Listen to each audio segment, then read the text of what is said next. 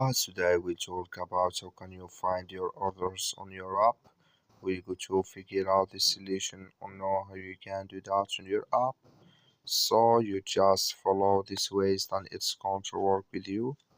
So all you have to do, so you just go down here, you click on profile down here.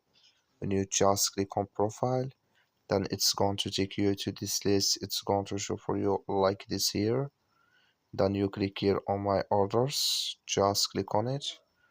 Then it's going to take you to this list. Just click in here. So then it's going to take you here in this list, and here you will find current orders.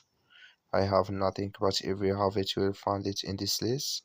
And here you will find here past orders here in this list.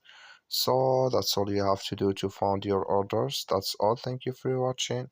Don't forget to support us by like and subscribe.